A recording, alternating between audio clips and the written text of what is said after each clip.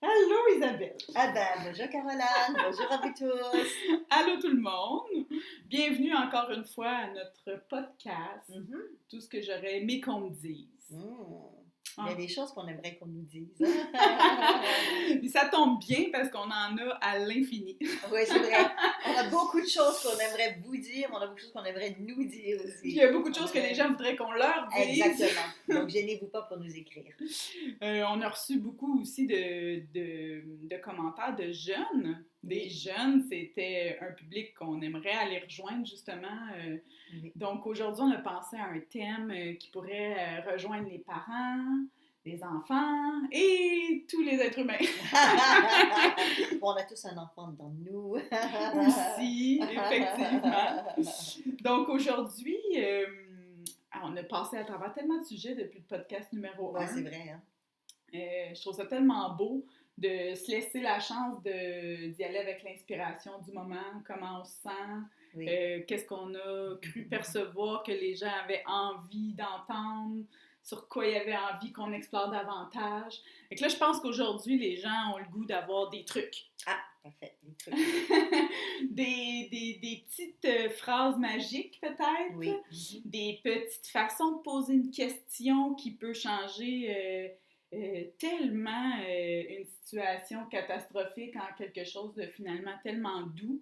Peut-être être plus à l'écoute de nos enfants, comment aider nos enfants à gérer des conflits, comment gérer nous-mêmes nos conflits, que ce soit des conflits internes ou des conflits avec quelqu'un. Donc, tout ce que j'aurais aimé qu'on me dise, moi, ce que j'aurais aimé qu'on me dise, c'est... J'ai perdu mon idée. C'était... On était sur quoi, donc? Sur les enfants. Sur la oui, c'est ça. Ah oui, c'est ça. Oui, t'en as trop. Elle en a trop. C'est parce que je veux bien le dire, c'est pour ça l'affaire. Tout ce que j'aurais aimé qu'on me dise, c'est de quoi as-tu besoin? Ah oui, de quoi as-tu besoin? Est-ce qu'on vous a déjà posé cette question-là? Bon, si vous avez déjà été en coaching, il y a des grandes chances qu'on vous l'ait posée. Écoute, c'est une excellente question. Je vais faire un petit retour en arrière avant, puis j'aimerais que tu donnes de tes exemples aussi. Oui. Des fois, les gens me disent, en coaching ou en accompagnement, mon Dieu que c'est une bonne question. Moi, j'appelle ça les questions « wow ». La personne a tout d'un coup comme une révélation, une compréhension de quelque chose. Elle ne s'était jamais posé la question avant, par exemple. Oui. Et ça, c'est une de ces questions-là parce qu'il y a beaucoup de choses de reliées à ça. Oui. C'est en termes PNL ou en termes hypnose, on dirait quelles ressources est-ce que tu as besoin, de quoi as-tu besoin, qu'est-ce qui va être aidant et utile pour toi, qu'est-ce qui va faire une différence, qu'est-ce qui t'a manqué, comment tu ajouterais quelque chose à ce que tu as en ce moment ou qu'est-ce que tu enlèverais de ce que tu as pour t'aider. Donc, le qu'est-ce que tu as besoin, en fait, représente une série de questions, toutes dans le sens de, pour aller là où tu veux, tu as besoin de quoi? Oui. De perfectionner quoi? De développer quelle aptitude? De renforcer quelle qualité? Puis là, on peut tomber dans tout ce qui est un petit peu plus flou pour certains. Plus de confiance, plus d'estime, plus d'assertivité, qui est un nouveau mot que j'ai appris en compagnie d'Isabelle. Être assertif, oui. Être assertif. On reviendra là-dessus. Avez-vous noté toutes les fois qu'elle dit ça? Est-ce qu'on y revient finalement? Oui, bien sûr. Et toi, quand tu étais jeune, est-ce qu'on t'a déjà posé cette question-là de quoi tu as besoin? Non, justement, c'est pour ça qu'aujourd'hui, on apportait ce sujet-là. Parce que souvent, moi, j'ai des jeunes enfants. Fait que c'est très facile pour moi de vous donner un exemple formidable de ce qu'on peut faire, ne serait-ce qu'avec une petite phrase aussi simple que ça. Oui. Parce qu'avec cette phrase-là, c'est comme si on peut refaire le passé ou faire le présent. Ou beau, peut-être même le futur. Hein? Oh, elle est encore dans ses hypnoses. Vous savez plus où vous en êtes dans le temps. On appelle ça de la distorsion temporelle en hypnose. C'est fait exprès. Parce que, par exemple, si mon enfant vient, puis elle est ultra émotive, elle pleure, puis là, il s'est passé ça, fait que là, on s'est fait dire écoutez-les, fait que là, t'écoutes, mais là, tu vois que c'est compliqué, c'est beaucoup d'émotions, d'émotions, d'émotions, d'émotions. Puis là, ben c'est arrivé hier ou c'est arrivé après-midi, mais là, j'étais pas là. Fait que là, tu sais, là, en tant que parent, on est comme, ben là, on fait quoi? Faut que j'appelle, tu sais, faut que j'appelle à l'école, dire qu'elle surveille mon enfant parce que là, tout d'un coup, ça se reproduit, tu sais, demain, ou je sais c'est quoi, je suis parent. Ça devient très déstabilisant. On dirait qu'on ne sait plus par où prendre ça, qui a raison, qui a tort. Je prends-tu du côté de mon enfant? Tu sais, comment je peux l'aider, en fait? C'est ça mon questionnement ultime, c'est comment je peux faire pour lui donner des clés pour sa vie, là, parce que ça va toujours revenir. Oui, tout le temps. Fait qu'est-ce que moi j'aurais aimé qu'on me fasse quand j'étais petite, qu'on m'enseigne, que toi tu nous enseignes, ben c'est justement ça, quand ton enfant est tellement dans une émotion sur quelque chose, oui on l'écoute, mais à un moment donné, si ça s'est passé dans la journée, on peut juste s'arrêter en silence, hein, parce que les enfants sont déjà dans des états de transe assez facilement, ils n'ont pas besoin de fermer leurs yeux, pas besoin de préparation, eux autres. Juste la présence, c'est déjà beaucoup pour eux. Puis de juste le regarder, puis de lui demander, mais qu'est-ce que tu aurais eu besoin ce midi pour que ça se passe différemment? Puis ça serait quoi un événement, un exemple de exemple que quelqu'un a ri d'elle, exemple. Ça peut être les enfants, c'est quoi, là? Oh oui, j'ai perdu ma petite copine. C'est ça. Ou bien comment ça se fait qu'ils m'ont pas invitée dans leur groupe. Exactement, ouais, elle a dit ça, elle chuchotait dans mon dos, des choses comme ça, mais c'est que les enfants, j'ai l'impression, puis c'est ça qui est beau, c'est que quand je dis ça à mes enfants, ils comprennent tout de suite. Mais quand je dis ça à un adulte, il comprend pas tout de suite. Souvent, l'adulte va faire comme, ben j'aurais aimé ça que, tu sais, soit qu'on est dans la révolte puis on veut réagir, fait que là, non, pas nécessairement une bonne idée. Soit que c'est comme, ben j'aurais aimé que ça se produise jamais. Bon, la pensée magique, non, ça va se reproduire aussi. Mais tandis que quand je pose ça à mes enfants, on dirait qu'eux, ils savent tout de suite. Tu sais, parce que souvent, on peut peut-être sous-estimer les enfants qui ne comprennent pas nos mots. Puis moi, je les ai toutes testés sur mes enfants. Puis c'est drôle, c'est ceux qui prennent le moins de temps à répondre, c'est ceux qui comprennent le plus vite mes questions, même si je extrapole pas. Là. Je ne fais que poser la question simple, sans laisser aucun doute. Et là, la réponse, elle vient tout de suite. T'sais. Ben, j'aurais aimé ça que tu sois là. Oui. Bon. OK. Et tu fais quoi dans des cas comme ça? Tu regardes d'entendre sa réponse? Oui.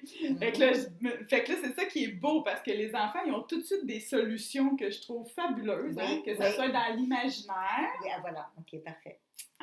Ou que ce soit dans le réel, chose que nous, quand on demande à nos adultes, nos clients, qu'est-ce que tu aurais eu besoin, ben c'est rare qu'ils vont dire, ben j'aimerais ça que mon chum apparaisse pour venir me faire une caresse, C'est pas la première affaire qui va revenir à l'esprit. Par contre, c'est super génial quand les enfants se laissent aller puis amènent l'imaginaire dans leur...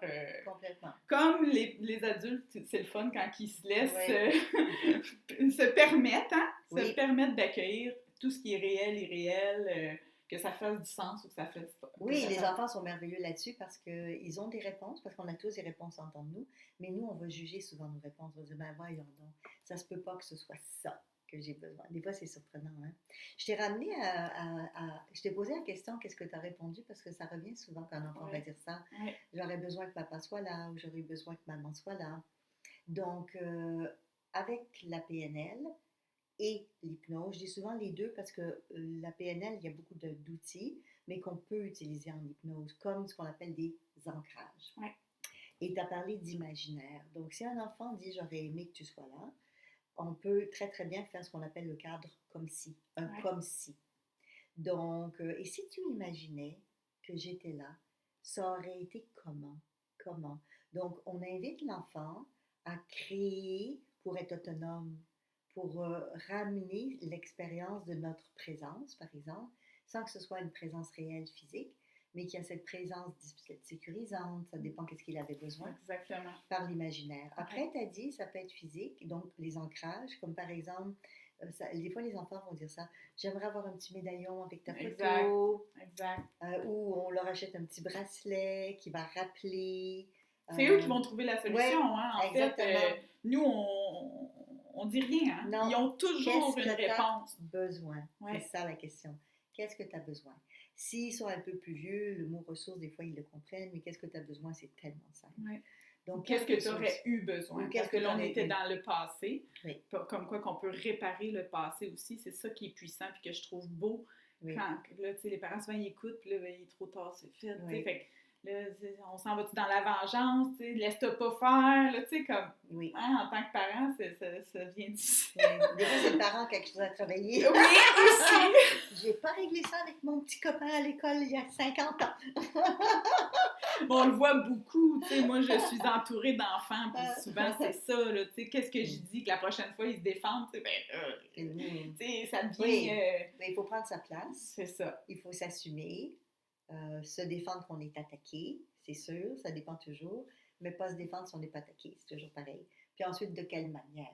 Exact. Donc, qu'est-ce que tu as besoin? Donc, que tu sois là, et là, ça peut être, comme tu l'as dit, dans l'imaginaire, imagine que je suis là, comment ça se passe pour toi, Exact. ou, parce que tu aimes poser des questions, et moi aussi, ça serait comment si tu m'imaginais? Ouais. Au lieu de lui dire, ben, imagine-moi, c'est beaucoup mieux de poser la question, si tu m'imagines, c'est comment? Comment tu m'imagines? Après, ça les fait parler. Puis le fait qu'ils l'expliquent, ils vont le vivre. Ouais. Parce que quand on parle quelque chose, on le réactive Ouais. en même temps, ça le crée. Ou juste d'y avoir dit, c'était quelque chose comme ça, j'ai dit, Ouais. ah oui, puis j'aurais fait quoi? Et j'aurais fait quoi, c'est ça. Et j'aurais fait quoi? Ben, tu m'aurais pris, après qu'elle Ouais. m'ait dit ça, ben, tu m'aurais pris dans mes bras, puis là, je m'aurais mieux senti, puis j'aurais pu continuer ma journée. Fait que Ouais. là, j'ai dit, bon, ben, parfait. Puis, es-tu capable de t'imaginer que je peux faire ça, tu sais, même si maman n'est pas là pour vrai? Puis là, elle a dit, ben oui. Fait que là, j'ai dit, ah oui, comment tu vas faire ça? Puis là, elle m'a expliqué. Fait que, Elle l'a vécu en même temps. fait que pendant qu'on est en train d'explorer ça, Oui. en fait, on est en train de réparer le Le passé. passé. Oui, on refait le passé. Fait que exactement. ça, là, je sais pas si vous avez bien compris, vous pourrez reculer et réécouter si jamais De vous quoi nous, elle ou nous parle? poser des questions encore par rapport à ça, mais c'est applicable dans tous les domaines de la vie, pour tous les sujets. En fait, souvent, c'est ça qu'on s'est jamais fait poser comme question, c'est de quoi tu as besoin. De quoi tu aurais besoin. Ou de quoi tu aurais eu besoin. Ouais, de quoi tu aurais eu besoin ou de quoi tu as besoin. Ou de quoi tu vas avoir besoin Oui, si c'est dans le parce futur. qu'on anticipe. Un examen, par exemple, un jeune va souvent stresser, il y a un Exact. examen qui s'en vient. De quoi tu penses que tu auras besoin pour ce qui s'en vient, Ouais. par exemple. Moi, je trouve que c'est une très, très bonne question à poser. J'ai rarement eu un jeune, parce qu'on parle des jeunes, qui m'ont répondu « je sais pas ». Oui. La Non. plupart du temps, ils savent. C'est encore plus Ouais. simple souvent que l'adulte parce Oui. qu'ils sont comme encore plus proches de l'imaginaire, justement. Exactement. Tu sais, tandis qu'un adulte, il cherche, là, tu sais, qu'est-ce que j'aurais pu faire de différent? Oui. Puis là, Oui. on perd un peu la magie de à quel Oui. point ça peut être simple, en fait. On retourne à un petit peu notre podcast de épisode 3 de la représentation.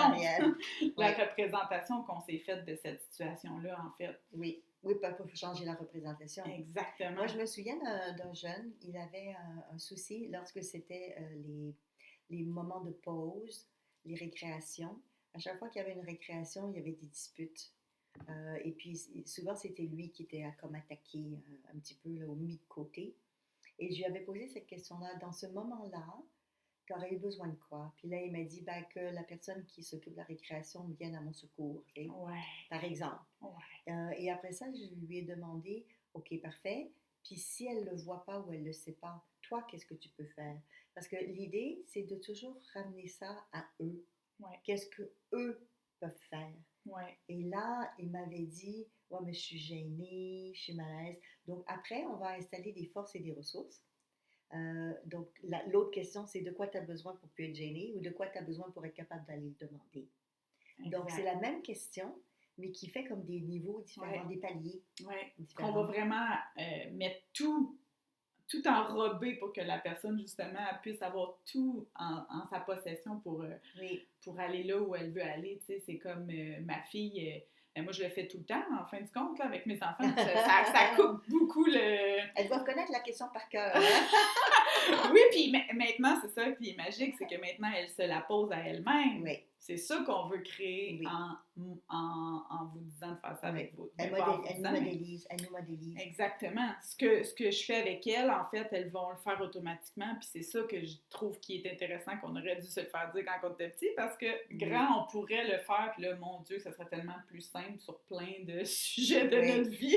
Oui, parce qu'on est capable, une fois qu'on sait comment, de se l'auto-appliquer. Exactement. Donc, quand les jeunes l'apprennent, je sais parce que j'ai entendu ça souvent aussi, des jeunes, autant à l'école que dans les services de garde. J'ai donné beaucoup de formations dans les services de garde.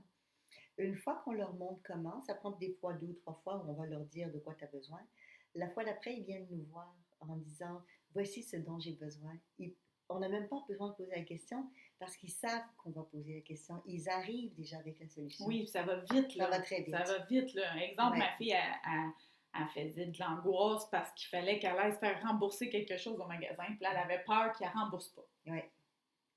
J'ai dit, de quoi tu aurais besoin pour vivre mieux l'instant de la route, là? Oui. Puis là, elle a dit, que je crois qu'il n'y aura pas de problème.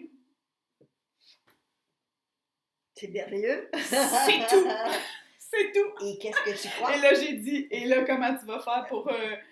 qu'est-ce que tu peux faire pour te le dire? Elle dit, je vais me le répéter 3-4 fois, puis je vais respirer, puis je vais y croire. Fait que là, et voilà. Fait qu'elle l'a fait elle-même, elle s'est mise à respirer, elle s'est répétée à voix haute.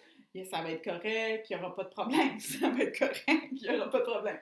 Ça va être correct, il n'y aura pas de problème. Et ça a été terminé. Puis quand on est arrivé, il n'y en a pas eu de problème, puis ça a été correct. C'est merveilleux. Maintenant, sachez que l'objectif n'est pas nécessairement, donc si elle a été remboursée, si je comprends bien. Oui. L'objectif n'est pas nécessairement le remboursement, mais qu'elle se sente à l'aise et confortable de demander. Oui. Parce qu'après, l'autre a sa décision à prendre. Et l'autre aurait pu dire, non, on ne rembourse pas parce que voici nos critères, et puis voici, il y a eu tant de jours, peu important. Ça fait 10 jours, c'était 10 jours, c'est dépassé. Mais l'important, c'est de dépasser nos inquiétudes, parce qu'on était dans les peurs, juste avant notre dernier podcast. Épisode 3, les peurs! Donc, on continue avec ça, des inquiétudes et des peurs.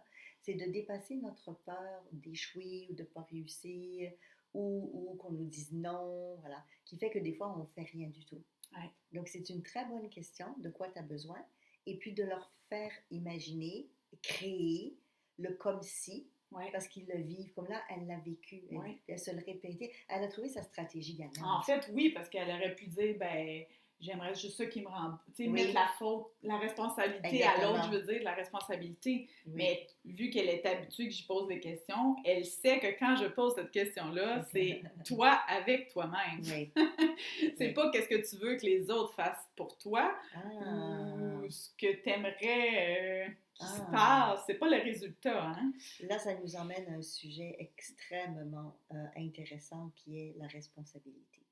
Et la responsabilisation des jeunes, parce qu'ils vont dire, c'est pas de ma faute, c'est le voisin, la voisine, c'est l'autre jeune, c'est ceci, c'est cela, ou c'est le parent, ou c'est son parent, ou c'est l'école.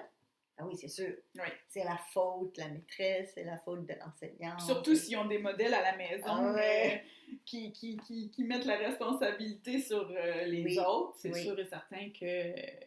Est-ce que c'est vraiment quelque chose qu'on a été habitué de prendre nos responsabilités, de savoir que dans la vie, on peut que travailler sur nous, hein? Les autres travaillent sur eux, puis c'est eux qui sont en charge d'eux-mêmes. Oui, en plus.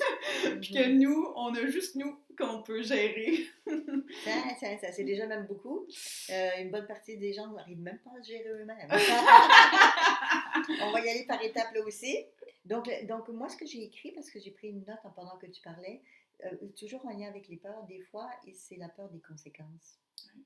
C'est comme par exemple, elle aurait pu dire, j'irai pas au magasin lui demander, parce que je sais de toute façon qu'elle sera pas contente ou elle voudra pas, puis j'ai pas envie d'entendre ou de vivre le non ou le rejet qui va avec. Donc on est encore dans des peurs, et des peurs, on en a parlé au dernier podcast.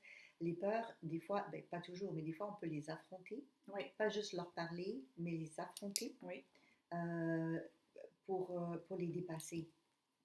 Oui. À petite dose, Oui. mais y aller pareil. Exactement. Mhm. Puis pendant que tu parlais, justement, c'est ça Oui, qui m'est venu oui. à l'esprit parce que j'ai lu ça, puis Oui. je l'ai mis en pratique, Mhm. puis je trouve ça intéressant, fait que je voulais voir, toi, comment tu pourrais le formuler Oui. à ta façon, mais j'avais lu que pour avoir foi, avoir confiance tu sais, dans la vie, puis l'estime de soi et tout ça, Mhm. ben, il faut commencer par faire des actes Oui. de foi. Oui. Ce que ça veut dire faire des actes de foi, ça veut dire y aller même si on veut pas y aller. Oui. Ça veut dire écouter à l'intérieur de nous, puis de suivre ce que ça résonne, ce que ça dit de faire, même si on a peur de le faire, en fait. Fait que c'est comme Oui. dépasser la peur. Mhm. Fait que c'est ça qu'on appelle un acte de foi, puis je trouve ça tellement beau parce que ça permet justement de comprendre que, OK, quand il y a une peur, ben il faut agir quand même. Oui. Il faut passer à l'action quand même. Oui. Puis grâce à ce passage à l'action-là, en ayant confiance, hein, la foi, ou appelez-le comme vous voulez, ben c'est ça qui peut permettre enfin de valider si on a bien fait de passer à l'action ou pas. Mais au moins, c'est grâce à ces expériences-là cumulées qu'on a fait de l'action malgré la peur, oui. puis que ça a fini par déboucher positif, parce que c'est pas toujours négatif. Non. Ben, comme ta fille. Exactement. Elle a eu cette force-là de dire ouf, je sais pas trop si je vais être capable de me faire rembourser ou pas. Je suis peut-être inquiète, mais je vais y aller quand même. Exactement. Grâce aux questions que tu avais posées aussi. Exact. Je reviens là-dessus parce qu'il y a plusieurs choses intéressantes. Premièrement, on fait la distinction, et on l'a fait au podcast dernier, sur la peur émotionnelle, une peur réelle, et une peur plus imaginaire, ou une peur virtuelle, ou une peur symbolique. Ouais. Parce qu'il y a des peurs basées sur une réalité. Ouais. On s'entend, là, encore une fois, un animal sauvage ou quelqu'un qui vient pour nous faire mal. Ouais. Donc là, tu parlais que quand on a une peur ou une inquiétude, on va agir. Donc, tu as appelé ça comme ce qu'on appelle des fois, hein, comme il faut faire confiance. Un acte de foi, on fait confiance, on le fait. Je dirais que là-dessus, je vais juste le modérer un peu. C'est pour ça que j'ai dit que je voulais que tu reformules à ta façon. Oui, je vais rajouter là-dessus. Donc, on a besoin de courage. Ouais. Le courage. Oui. Ça existe du courage. Oui. C'est le courage. Oui. Ça prend du courage. On ne l'a pas nommé. Non. Mais là, on le nomme. Mais là, on le nomme, là. Oui. C'est ça, là. Oui. Oui. Parce que c'est pas évident de faire quelque chose qui nous inquiète, qui nous fait peur, mais qu'on sait qu'il faut faire. Parce que la distinction, c'est que des fois, on a peur, mais on sait qu'il faut y aller. Oui. Des fois, on a peur, mais on n'a pas envie, puis on sait que c'est pas bon. Donc, parce que la peur peut être aussi un indicateur de ne faut pas y aller. Oui. Donc, il faut écouter. Si ça vous dit à l'époque, commencez pas à dire « Ouais, mais moi, j'ai entendu qu'il faut que j'y aille. » Non, on s'entend, protégez-vous. Mais quand c'est une on parlait de cet élan, là. Oui. On sait que... On sait qu'il faut y aller. Ouais. Parce que c'est juste la peur qui m'empêche d'atteindre ce que je veux. C'est ça. Ouais. On revient à notre objectif. Exact. J'ai un but, mais j'ai un empêchement. Mais c'est juste un empêchement. Mais mon but est plus important que l'empêchement. Exact. Mais si l'empêchement est une peur ou une inquiétude... Parce que l'empêchement numéro 1, c'est souvent la peur et l'inquiétude. Exactement. On ne se cachera pas. Exactement. On la connaît, nous. C'est notre amie. On la connaît bien. On la connaît bien. Donc, c'est un empêchement d'atteindre notre objectif. Mais c'est un empêchement qui peut être travaillé. Comme là, on commence par le courage. On a dit le courage. Donc, il y a des gens qui vont dire, ben, moi, je suis moins courageux ou j'ai pas la force ou le courage. Mais il y a une des choses que les gens ne pensent pas, mais que je vais partager avec vous pour ramener cette énergie de courage. Ouais.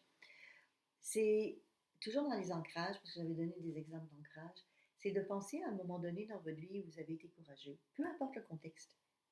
C'est comme là, c'était le courage d'aller au magasin puis de reporter quelque chose pour le jeune. Mais moi, si j'étais devant le jeune, et puis que je sais qu'il avait une peur puis qu'il devrait y aller, parce que pour atteindre son but, il doit y aller, je lui dirais ça. Je lui dis, tu sais, dans la vie, ça peut être à l'école, ça peut être à la maison, ça peut être un petit copain. Il y a eu des moments donnés où tu as été satisfait et fier de toi parce que tu as été courageux. Peux-tu me parler de ça? Je vais parler. Parle-moi, donne-moi une fois. Ouais. Parce que quand on parle de quelque chose, je l'avais déjà dit, mais je vais le redire, ça le réactive. Et une fois que le jeune parle de ça, je vais l'amplifier. Et je vais dire, est-ce que tu réalises ce que tu as fait? Est-ce que tu as conscience que tu es capable d'avoir du courage, que ça n'a pas été facile, mais que tu l'as fait? Est-ce que tu penses que tu pourrais le refaire? Mais la question, c'est est-ce que tu penses? Et peut-être qu'il va dire non. Et s'il dit non, on demande quoi? De quoi as-tu besoin? Besoin! C'est une autre ressource. Ouais. Mais la plupart des jeunes vont dire ah, wow, oui, ben oui, j'ai été capable. Si j'ai été capable, je serai encore capable. Donc, on va se baser sur ce qu'ils font déjà ou ce qu'ils ont déjà fait qui a marché. Bon, évidemment, s'ils sont très, très jeunes, ils n'ont peut-être pas encore cette expérience-là. Là, je parle avec des un petit peu plus vieux. Oui. Mais dès qu'ils ont eu une expérience ou Oui. quelque chose, Oui. En fin du compte, ça peut être faire du vélo, ça peut être Exactement. sauter du tremplin à la piscine. Absolument. Dès qu'ils sont petits, on a plein d'exemples qu'on peut les... Marcher. Il faut être courageux pour marcher parce qu'on retombe Ouais. quand on commence. Ouais. Oui, oui, ça peut être tellement simple. De les laisser nous raconter ces moments-là, comment Ouais. ils l'ont vécu. Hein? Puis là, Ouais. je me demande comment tu as fait pour trouver le courage de sauter. Hein? Qu'est-ce qui s'est passé à l'intérieur de toi au moment où tu étais là? C'est super. Tu sais, pour C'est justement réactiver toutes ces belles forces. Parce que juste d'en parler et de le raconter, ça fait en sorte qu'ils récupèrent cette force-là. Puis ça leur fait du bien. Maintenant, en plus, vous l'avez entendu, là, c'est sous-entendu dans ce qu'on vient de faire, ça crée un lien. Les jeunes sont très contents parce qu'on est là pour eux, on prend du temps pour eux, on est dans notre rôle parental ou dans notre rôle de coach, ça dépend, pour qu'on fait ça. Ouais. Et c'est des moments privilégiés, éducatifs, Ouais. d'enseignement. On leur transmet un savoir-faire parce qu'après, ils vont le faire tout seuls. Je reviens à ça parce qu'on en a parlé.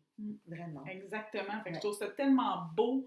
Tu sais, des fois, les parents, justement, disent mais comment faire pour créer le lien avec mon enfant? Ou, tu sais, mon ado veut pas me parler. Ou, tu sais, ça pourrait être anodin que juste te dire hey, je me demandais justement, là, comment tu as fait pour trouver le courage la fois que tu avais fait. Et là, ils sont partis, hein, parce que moi, j'en ai des ados, puis je trouve que c'est toujours des... Tu sais, comment faire parler nos ados, là, à part « Puis, qu'est-ce que t'as fait aujourd'hui? » C'est un petit peu plate, hein? Non, mais en plus, souvent, on leur demande de parler des choses qui vont pas. Ouais, mais t'as pas réussi à l'école, comment ça se fait, c'est passé quoi? Souvent, on va poser la question, mais sur des choses négatives. Ouais. Ça donne pas envie d'en parler, ça leur donne pas envie. Puis ensuite, ils se sentent jugés quand on vient avec ça. Mais si on leur parle de leur force, waouh! J'ai entendu qu'en sport, peu importe l'activité, mais en sport, que tu t'es donné à fond, que l'équipe était contente, que ça a bien été. J'ai entendu ça des parents des autres jeunes. Raconte-moi, ça s'est passé comment? Est-ce que tu étais contente, toi? Ouais, là, hein, ils adorent, là. Non, ben, les enfants. Bon, après, certains d'entre vous, vous allez dire, ouais, si je commence, j'en ai pour longtemps. Ouais, mais on valorise jamais trop un enfant. Non. Alors ça, si tu je vais revenir là-dessus parce que des fois, quelqu'un m'a dit ça. Isabelle, tu parles de revaloriser les jeunes, mais on ne veut pas en faire des enfants rois non plus. Puis si on les revalorise trop, c'est pas bon. Donc, j'entends ce que tu dis, mais j'ai déjà entendu le commentaire opposé, ça fait que je vais le partager avec vous. Dans les études là-dessus, entre autres de Jack Canfield, qui est un auteur américain, sur l'estime de soi, il a démontré que dans une journée, c'est une étude qui date d'il y a déjà plus de 10 ans, mais juste pour que vous voyez bien, en une journée, on entend au moins 18 000 négatifs, de choses négatives dans une journée. Pas que à l'école, pas que à la maison, dans le train, dans le métro, à la télé, à la radio. Donc, les jeunes sont dans une immersion complète. En hypnose, on dirait qu'ils absorbent toutes ces choses dites négatives. Et vous le savez, sur Terre, hein, entre les guerres, les ceci, les cela, la politique et machin, on peut déprimer vite. Donc, arriver en ramenant quelque chose de constructif, dire « Ouais, la dernière fois que tu as réussi à faire ça, ça s'est passé comment? » Mon Dieu, c'est pas leur enfler la tête. C'est leur permettre d'activer des forces et des solutions qu'ils ont en eux et qu'ils vont utiliser quand ils en auront besoin. Vous les éduquez, vous les outillez. Donc, il n'y a pas de problème. Valoriser un jeune, c'est lui donner du sens, c'est de la valeur, qui a de la valeur à qui il est et à ce qu'il fait. Et en même temps, ben, ça satisfait peut-être l'enfant en vous, hein, qui ne l'a pas reçu. C'est sûr. C'est sûr. Ben oui, parce que vous n'avez pas tous eu des gens autour de vous qui vous ont dit « Waouh, c'est extra ». Mais le parent, en fait, là-dedans, l'important, c'est que le parent, en tant que parent, vous dites évidemment ce qui est vrai, tout ce qui est vrai. Autant ce qui n'a pas marché que ce qui a marché. Donc, Oui, revaloriser, ça ne veut pas dire de ne pas dire le reste. oui, Et, exact. oui, donc on va dire, ouais, là, ça n'a pas marché comme tu voulais. Hein. Mais là aussi, on dirait, et qu'est-ce qui s'est passé? Mais surtout, parce que ça peut être assez loin, il s'est passé, hein. Qu'est-ce que tu vas faire pour que ça change? Mm. Parce qu'il a la possibilité de changer le jeune. Ça ne veut pas dire parce que ça n'a pas marché que ça ne marchera jamais les autres fois. Mais tu as besoin de quoi? Ah, pour que ça change. Mais aussi pour le responsabiliser, parce qu'on parlait de Ouais, responsabiliser. Tu vas faire quoi, toi, ouais, pour que ce soit différent la fois d'après? ouais. Parce qu'on le voit chez les jeunes, tu sais, souvent, ils ne seront pas motivés par une matière à cause du prof. Exactement. Puis là, c'est normal, on le Oui. sait. C'est vrai que c'est plate, un Oui, prof oui. plate. Oui, oui, oui, oui, complètement. Sauf que, au lieu de dire, ouais, là, je comprends, si le prof il est plate, tu sais, comme, on le sait pas, là, tu sais, mais on Oui, il y pourrait a des peut-être dire, professeurs ennuyants. Hein? c'est ça, on pourrait peut-être dire, OK, mais Oui, toi, qu'est-ce que tu peux faire, justement, ou qu'est-ce que tu aurais besoin pour, justement, avoir un petit peu d'entrain quand tu es d'entrain. Exactement. dans cette classe-là, tu sais. Et dans des cas comme ça, moi, j'aime beaucoup redire aux gens, OK, mais c'est quoi ton but? Tu sais, si tu vas à l'école, là, c'est pourquoi? Parce que des fois, ils ne savent même pas. Ou ils vont dire, j'en ai pas besoin. Mais c'est parce qu'ils oublient l'objectif en arrière. Et l'objectif, c'est pas juste qu'ils ont un bon métier. Ça aussi. Mais l'objectif, c'est qu'ils se réalisent, qu'ils aient une vie avec des choses qui leur plaisent, qu'ils peuvent faire des découvertes intéressantes pour eux. Parce que juste dire je vais gagner de l'argent dans la vie, pour certains jeunes, c'est suffisant et c'est une motivation pour eux, mais pas nécessairement pour la majorité. Donc, responsabiliser, même le jeune, mais pour le responsabiliser, pardon, il faut le ramener à des expériences qu'il a vécues au départ avec des choses constructives. On ne commence pas par lui dire ouais, ça m'a été, hein, oh, puis tu veux faire quoi la fois d'après? C'est trop dans le jugement. Le ton de la voix, la façon de le dire, avec amour, avec bienveillance, est beaucoup plus aidant que d'être dans le jugement. Donc, tout simplement, OK, cette fois-ci, ça n'a pas fonctionné. On peut élaborer les critères. Qu'est-ce qui fait que ça n'a pas fonctionné pour que tu puisses le changer? Et sur quoi tu as du contrôle? Parce que j'ai pas de contrôle sur le prof. Non. Je ne peux pas le choisir. Sur ce qui est à l'extérieur de toi, Non. en fin de compte. Non. Bon, je peux écrire une lettre de plainte et il y a des jeunes qui vont le faire. Le prof, il m'a mal jugé, il a dit oui, ça peut être une option. Et là, il a du contrôle là-dessus. Mais on revient à ce qu'on avait dit, tu sais, c'est soi. Ouais. Et donc, toi, quel est ton objectif en écoutant le prof? C'est quoi ton but? Ok, parfait, c'est de passer. Tu vas avoir des bonnes notes. Exemple, tu veux passer. Passer pourquoi? Parce que tu veux aller à l'autre niveau. Ok, parce que tu as envie d'avoir un autre prof l'an prochain. Ah, tu n'as pas envie d'en avoir le même. Mais tu veux faire quoi par rapport à ça? Ouais. Donc, les ramener, puis des fois, ils vont dire, ben, je sais pas, ça peut arriver, Ouais. je sais pas. Et là, on a un bon petit truc. Tu t'en souviens, Caroline, le petit truc, c'est « et si tu le savais ». Ouais. Ouais. Mmh. C'est vraiment un beau petit truc, ça, qui fonctionne bien aussi Ça avec les fonctionne. adultes. Avec les adultes aussi. Parce que souvent, ça va être ça, je sais pas, Ouais, je sais pas, je sais pas, je sais pas. Puis Ouais. même les adultes aussi, hein, Oui, oui. spontanément, grâce à notre conscient, Oui. qui cherche des réponses grandioses, Oui. souvent ça va être je sais pas, parce Oui. que c'est trop de réflexion, trop de... ça doit être compliqué à trouver. Oui. Mais finalement, Ça vient. c'est L'information vient. pas compliqué. En fait, ce qui se passe, c'est quand on dit à quelqu'un qu'est-ce que tu as besoin, si c'est le mental qui répond, l'analyse, elle va être capable de dire ce qu'elle a besoin si elle le sait. Mais il y a des gens qui ne savent pas ce qu'ils ont besoin mentalement. Donc, ils vont dire je ne sais pas. Mais ce n'est pas parce qu'ils disent je ne sais pas qu'en dedans, on ne sait pas. Mais pour ça, il faut aller dans l'inconscient. C'est à ça que ça sert justement l'hypnose. Ouais. Là, c'est vraiment aidant. Dire ok, ta tête ne le sait pas. Prends le temps de respirer, va à l'intérieur de toi. Et si tu le savais, et si tu faisais confiance à cette partie de toi qui sait, et elle va te dire quoi dans ce que tu as besoin. Et pour les enfants, c'est pareil. Donc, si tu le savais. Et ils arrivent avec des solutions vraiment intéressantes dans le qu'est-ce que tu as besoin. Sur si mesure, hein? Mm-hmm. Sur mesure, qui n'est Ouais. pas du tout ce que l'adulte aurait pensé Non. en fin du compte. Puis c'est pour ça que c'est important de savoir qu'est-ce qu'on peut faire comme parent. Quelles questions. On en a dit 2, 3 là, qui sont tellement simples, mais qui permettent vraiment d'accompagner l'enfant vers ses propres solutions à lui. Parce que souvent, Oui. c'est des choses qu'on n'a pas pensées, parce qu'on n'était pas dans la classe avec eux. Non.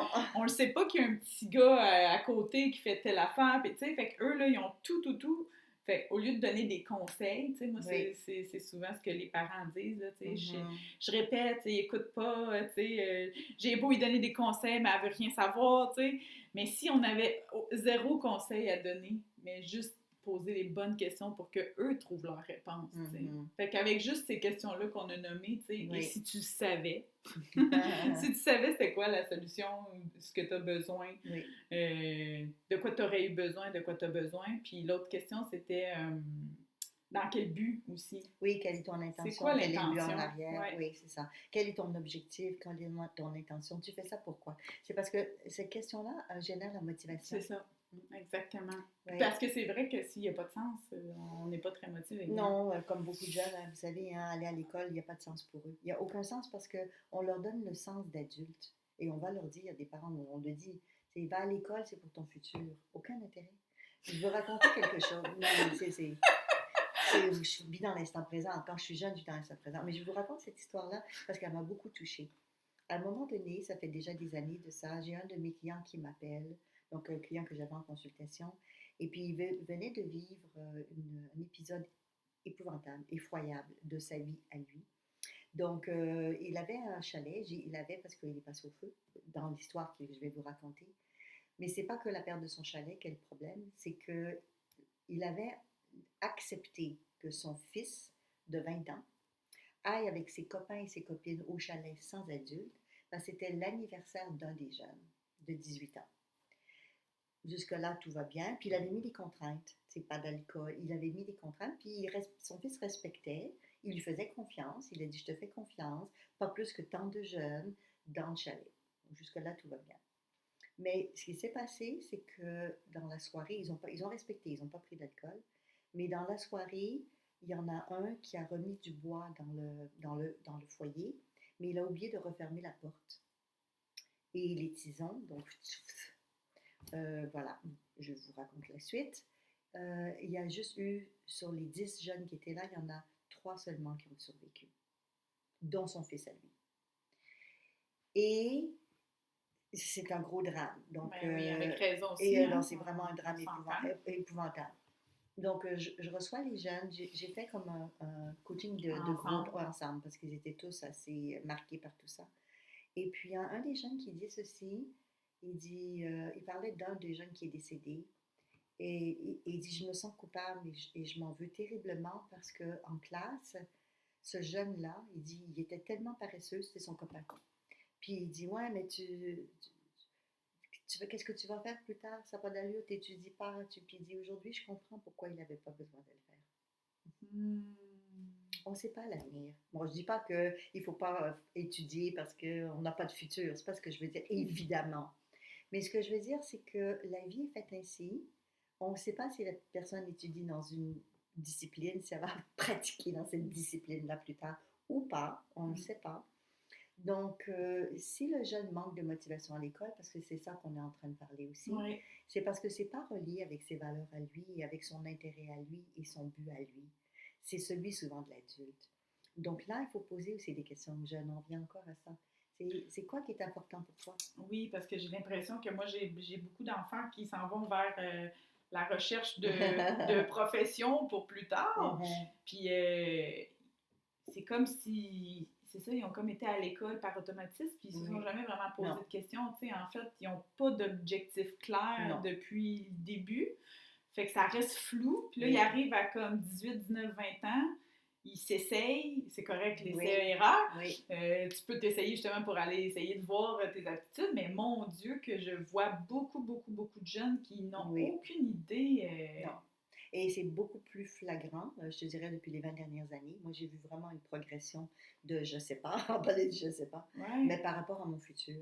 Les jeunes savent beaucoup moins qu'avant qu'est-ce qu'ils veulent faire dans le futur, mais parce qu'ils ne se projettent pas dans le futur non plus. Exactement.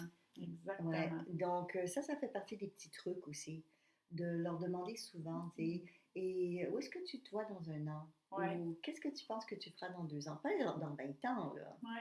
Ou bien ils ont une aptitude, ils sont bons dans quelque chose.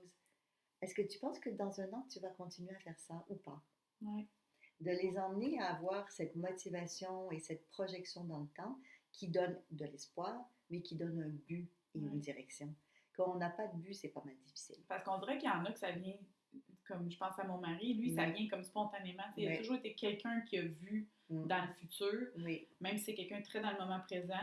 Puis il y en a d'autres, comme moi, avant, pas du tout. oui, J'étais tellement dans le moment présent que oui. pourquoi aller voir plus loin, tu sais? Mais en fin de compte, avec ce que tu nous montres, qu'on se pratique tous les fois à aller dans le futur, à chaque Ouais, allons dans jour, le futur. à chaque jour, à chaque expérience, à chaque séance, on va toujours, Mm, toujours, toujours, mm, toujours dans le mm. futur. Tu sais, dans les pratiques spirituelles, d'être dans le moment présent, je reviens là-dessus parce qu'il y a des gens qui nous écoutent et disent ouais, mais moi je pratique et puis le moment présent, la présence, donc c'est pas bon de se projeter dans le futur. C'est pas tout à fait ça. Et donc je vais le démystifier un petit peu. Ouais. Aujourd'hui, je me dis qu'est-ce que je vais faire dans un an?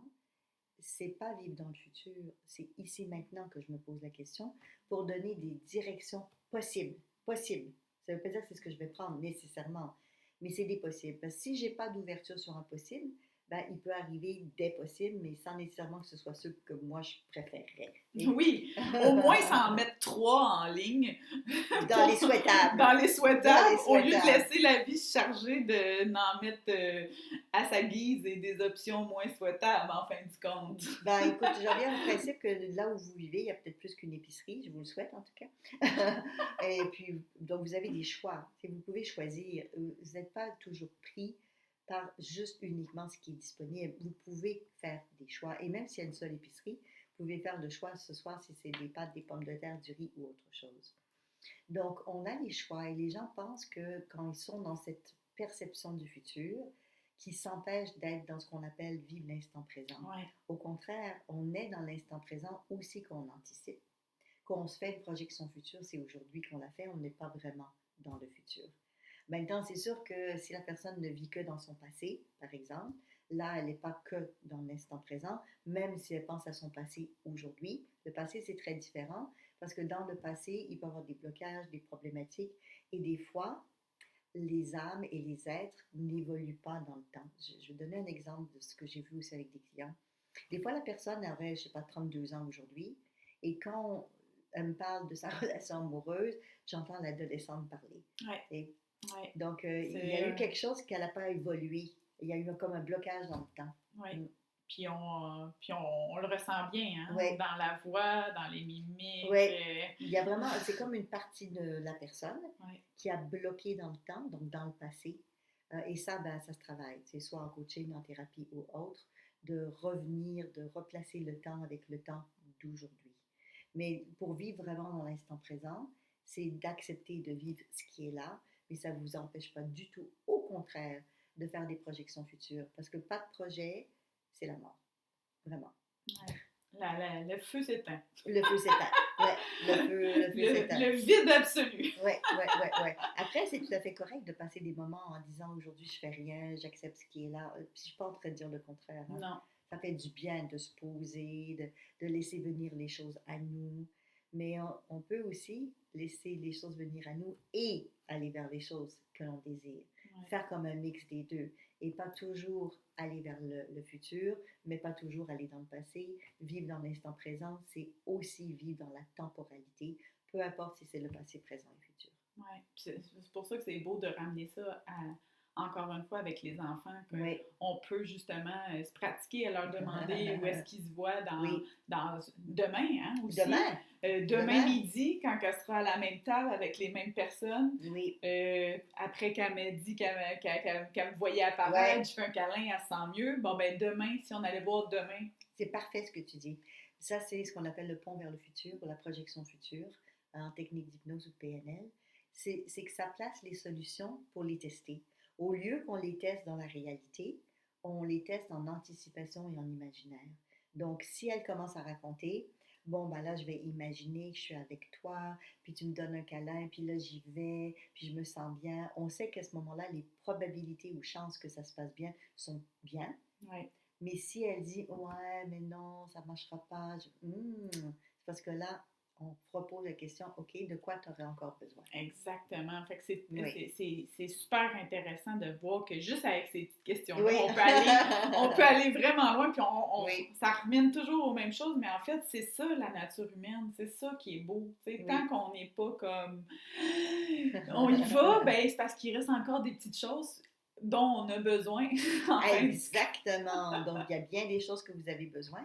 Et on parle du besoin de la responsabilité ou de se rendre responsable pour les enfants, pour pas qu'ils mettent la responsabilité sur les autres, mais les adultes. Oh! Tu en as plein, moi j'en ai aussi. Oui, Oui, dans oui, de mes oui, clients. Oui, c'est oui. la faute de quelqu'un d'autre. Ouais. Ça, c'est clair. Puis tu dirais, toi, qu'est-ce qui. Qu'est-ce qui. Est-ce que c'est on en a parlé un petit peu que des fois, c'est les événements de la vie Oui. qui nous poussent à vouloir se développer, mais euh, tu dirais que ça prend quoi pour avoir envie de se responsabiliser, en fin du compte, dans la vie? Parce qu'on voit que parfois, ça retourne vite, on oublie vite, hein? Même Oui. nos clients, parfois, hein, c'est clair, là, ça va bien, puis là, à un moment donné, foup, on revient. C'est sûr que les dynamiques changent selon chaque situation, en plus, on apprend ça. Chaque cas, chaque situation, chaque personne avec qui tu es, Oui. tout se transforme, mais c'est jamais, c'est tout à voir individuellement, ces situations-là, parce qu'on n'est jamais pareil dans chaque Non, situation. exactement. Non plus, c'est pour ça que l'être humain, on est multi. Oui. Oui. Parce que avec quelqu'un, on peut être d'une telle façon, avec quelqu'un d'autre, d'une autre façon. Oui, parce que c'est le système. C'est pas juste nous, c'est la relation avec l'autre. Exactement. Donc, on change selon avec qui on est, c'est normal. Exactement. Donc, Oui. qu'est-ce que tu penses que ça prend pour avoir cette envie d'être responsable? De se regarder vraiment, en fin du compte? Est-ce que ça prend du courage? Je pense que oui. Ça prend bien du courage que de regarder en La peur de l'épisode 3. On va parler de l'ombre. Oui. C'est un autre concept. Là, ça tombe bien parce qu'on vient de vivre une éclipse. Une éclipse, oui, exactement. Puis quand il y a des éclipses, ça dépend desquelles, mais c'est comme si la luminosité, comme là c'était de la lune, la luminosité est moins là, puis il y a comme une ombre qui s'installe, mais c'est le reflet pour nous de regarder aussi nos propres ombres. Donc, si on parle de Jung, on parlait de lui déjà, Carl Jung, qui parlait du concept de l'ombre. Pour les gens qui sont québécois ou canadiens, il y a le père Montbourquette qui est décédé aujourd'hui, qui a écrit plusieurs livres là-dessus, sur l'ombre. C'était un PNListe. Donc, il faisait de la PNL, il enseignait la PNL, le père Montbourquette. Et ce concept de l'ombre en dedans de nous, c'est pour aller voir les aspects de nous qui sont moins intéressants ou qu'on rejetterait. Ouais. Comme par exemple, non, c'est pas beau être en colère, donc j'ai pas le droit d'être en colère, donc je vais refouler. Ouais. Mais en fait, il faut accueillir cette partie de nous qui est notre ombre. Quand on dit se responsabiliser, c'est aussi accepter toutes les parties de nous qui ne sont pas parfaites. Là. Au contraire, on est en développement, on est en apprentissage. Et même quand je dis pas parfaites, des fois carrément qui sont pas très belles. Oui. Des vraies ombres. Oui, des vraies ombres. Oui, j'ai blessé quelqu'un, j'ai dit quelque chose avec une intention de faire mal, avec des choses qu'on pourrait nous se juger soi-même. On dit, oh là, tu as vraiment dépassé les normes de la bienséance. Oui. Donc, ce qui est normal aussi, hein? Tout le monde a des ombres à des niveaux différents, mais... Il y a des éclipses. Mais tout le monde a des ombres. On a tous des ombres. Et c'est intéressant parce que l'ombre est faite, là je parle de l'éclipse, aussi parce qu'il y a quelque chose qui s'interpose. Donc, la vie nous emmène quelque chose qui s'interpose pour nous ramener l'ombrage. Mais vous avez remarqué, les éclipses, ça ne dure pas longtemps. Hein? Donc, l'ombre part et on revoit la lumière. Donc, la prise de conscience de notre ombre, c'est une période donnée, mais qui est provoquée par quelque chose, un événement, une situation, pour le faire remonter. Mais pour accepter d'être responsable, il faut comprendre qu'on est sur un chemin évolutif sur Terre et qu'il n'y a que nous, et c'est difficile à des fois l'assumer, mais il n'y a que nous qui pouvons nous faire venir ou vivre ce qu'on a vraiment besoin. Même si je dis je vais dépendre de quelqu'un d'autre pour mon bonheur, le bonheur ne dépend que de nous. Quelqu'un d'autre peut contribuer. Si vous êtes bien avec quelqu'un dans votre vie amoureuse, sentimentale, vous adorez vos enfants, leur présence vous aide, ça fait du bien, mais on contribue mutuellement. mais vous êtes responsable vous-même de votre malheur ou de votre bonheur. C'est dans ce sens-là. C'est pas la responsabilité de quelqu'un d'autre, même si l'autre peut partager ou contribuer aux conséquences de ce que vous vivez. Et réellement ça. Donc, je pense à une de mes clientes, elle disait, ouais, ça va pas du tout avec mon mari, ça fait des années que je sais que ça va pas bien, et puis, ben, c'est évidemment de sa faute, là. C'est de sa faute et tout. Je dis, ah, ok, c'est intéressant. Ici, et là j'ai mis un ici. Et si il y avait quelque chose qui t'appartenait là-dedans, ça serait quoi? Juste pour l'aider à retourner un petit peu et voir qu'il y avait peut-être quelque chose finalement, parce que c'est le système, on en parlait tout à l'heure. C'est pas juste une personne qui est responsable ou qui n'est pas responsable, c'est la relation qu'on a dans le système et c'est le système qui bouge ensemble. Donc des fois, vous avez peut-être remarqué ça, vous allez dire quelque chose, j'aurais jamais dit ça, mais puis vous avez dit parce qu'il y a quelqu'un qui est là. Donc, on change dans un système donné. On change.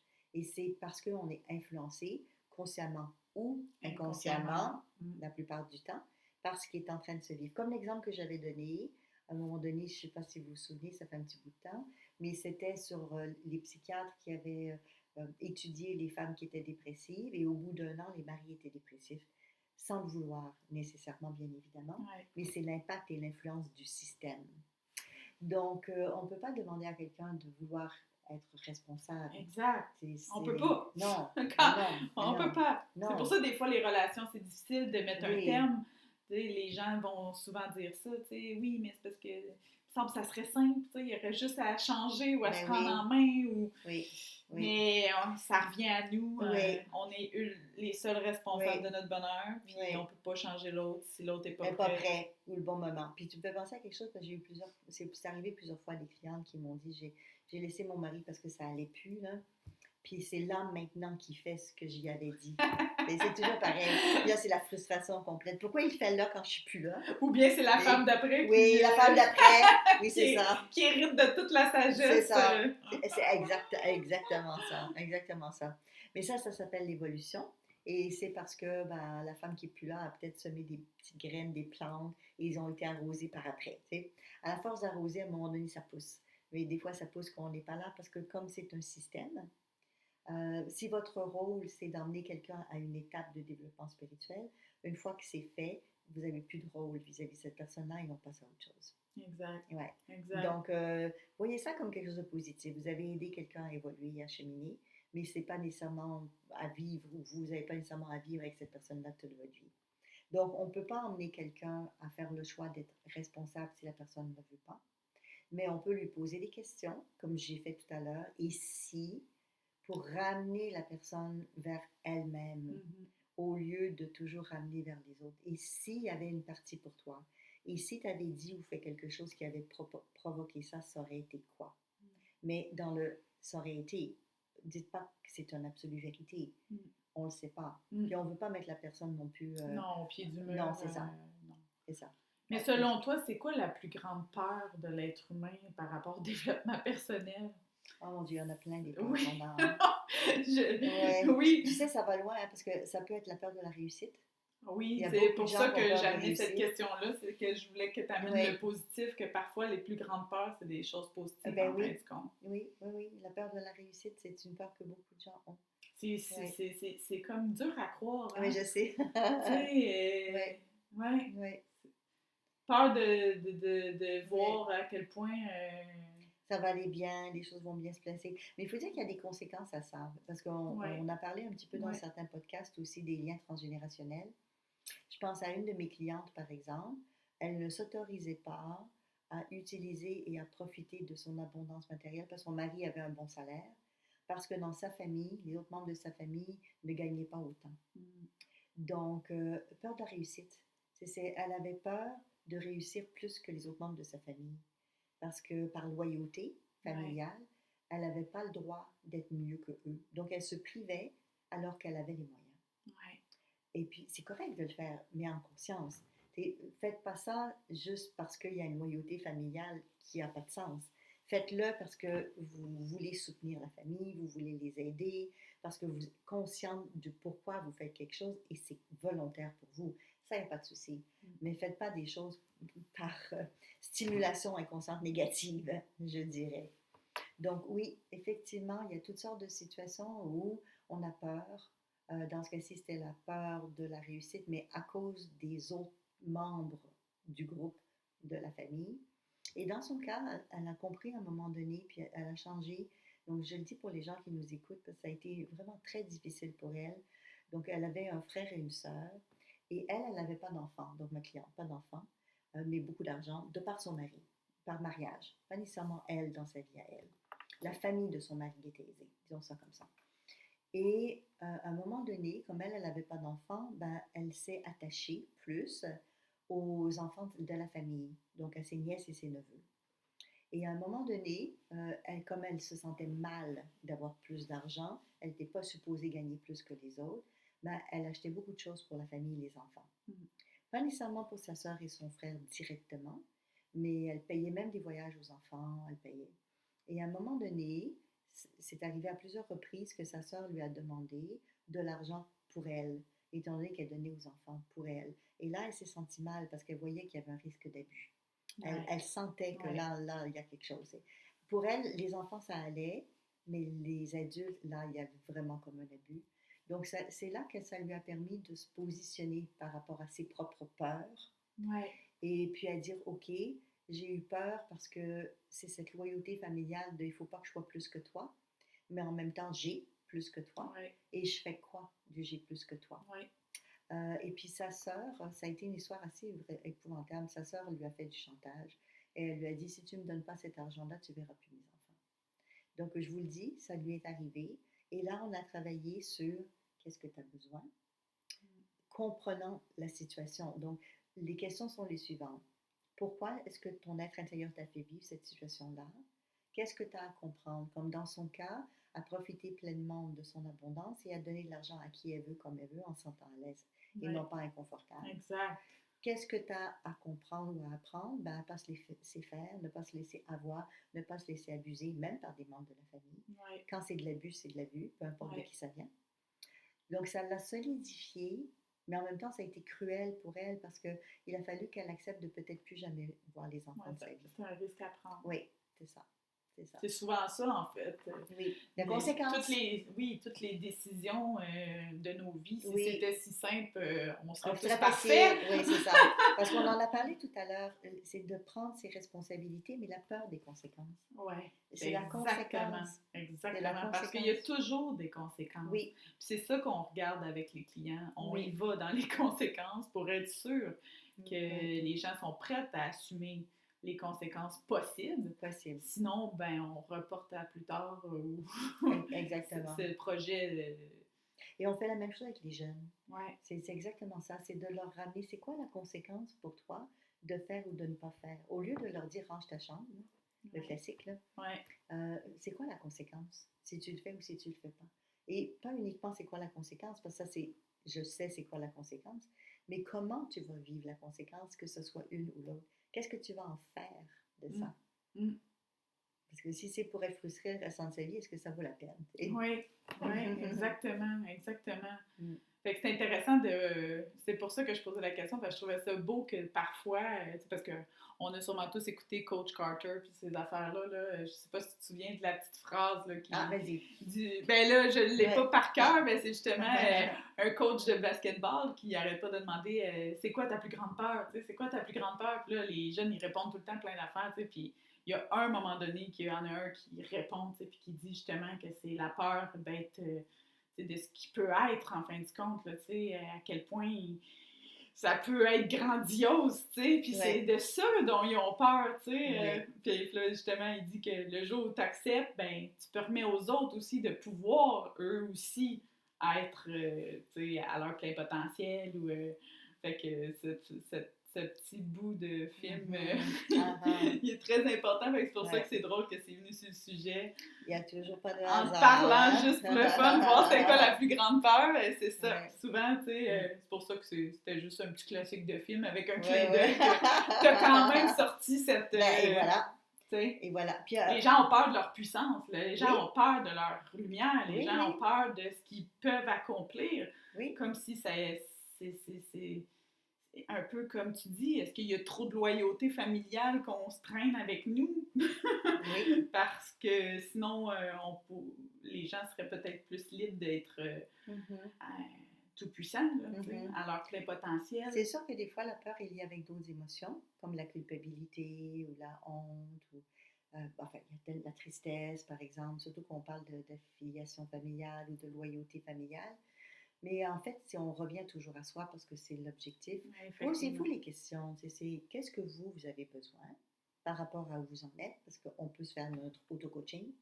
Qu'est-ce que vous avez besoin? Puis besoin sous-entendu comme force, comme ressource pour mener des solutions. Donc, pas besoin par rapport à quelqu'un d'autre. On revient à être autonome, être indépendant, ça dépend de vous. Oui, la solution peut être demandée à quelqu'un. Oui. Ça, c'est... Oui. Oui. Oui. Donc, si le besoin, c'est « je veux l'opinion d'un expert », parfait. Oui, parce que tu n'as pas la connaissance. Exactement. Exactement. Parce que oui, des fois, dans nos besoins, c'est d'aller se performer, d'aller chercher l'information. C'est ça. Oui. Donc, ça veut dire qu'on n'a pas la science infuse et de demander de l'aide ou de demander ou de s'informer ou de suivre des cours pour apprendre, ben, ça fait partie du processus évolutif. On ne sait pas tout. Bon, puis ça, c'est très bien. Oui. Mais de nommer puis de le savoir qu'on ne le sait pas. Oui. C'est important aussi. C'est essentiel. Oui, c'est vrai que des fois, on ne sait pas. Ben, c'est pour ça que on pense qu'on sait, on des sait, fois, on ne sait pas. Ouais. Ou on pense qu'on est prête à se lancer en entreprise, mais en fin de compte, on n'a jamais fait ça. On n'a personne qui connaît ça. Puis ça prend des préparations parfois. On a besoin du courage, mais de plus de choses que du courage aussi. De la préparation. La préparation. Et des modèles. Des modèles. Ça. Des gens qui font déjà ça. Oui. Où est-ce qu'on va chercher l'information? Qui qu'on peut... Exactement. Vers qui qu'on peut se tourner. Fait que, tu sais, des fois, c'est ça, les rêves peuvent être intéressants, mais il y a toujours un beau petit moment où il y a de la préparation à faire. Puis il ne faut pas l'oublier non plus parce qu'elle est très importante. Oui. Puis la même chose pour nos jeunes, hein? Parce que nous, on est des modèles pour eux. Là, je veux dire en tant qu'adultes, pas uniquement parents. Si vous côtoyez un jeune, vous pouvez être modèle pour le jeune, que ce soit un ami, un membre de la famille. Il n'y a pas que le parent ou il n'y a pas que l'enseignant qui est un modèle. Donc, tous les modèles qu'on va chercher, c'est pour nous sauver du temps et nous sauver de l'énergie. Si quelqu'un vous montre à faire quelque chose avec l'expérience qu'ils ont, comme nous on fait en ce moment, on partage des choses avec vous dans notre expérience. C'est aussi pour vous faire sauver du temps, de l'argent et de l'énergie. C'est pourquoi prendre 3 ans pour apprendre quelque chose, alors que nous, on peut le partager parce qu'on l'a vécu. Après, vous déciderez ce que vous voulez, bien évidemment. Mais c'est ça la modélisation, c'est ça cette capacité de dire, est-ce que je peux avoir quelqu'un qui me donne un petit coup de pouce? Et pour les jeunes, c'est bien qu'ils ont aussi des modèles. Oui, parce que c'est sûr que tout le monde a des modèles de quand on était jeune. Oui. Hein?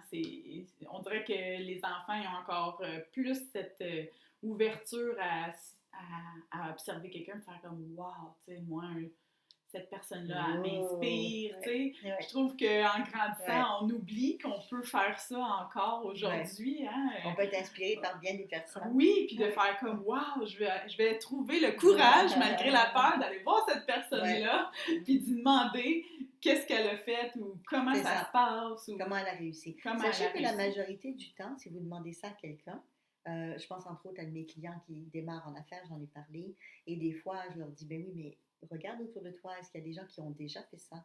Demande-leur, ouais, mais ils ne voudront pas. La majorité des gens d'affaires, quand on leur dit, t'es mon mentor, t'es mon guide, j'apprécie ce que tu as fait, j'aimerais que tu me l'expliques, la majorité sont très généreux et vont donner du temps pour le dire. Comme Isabelle, comme qui est mon mentor. Et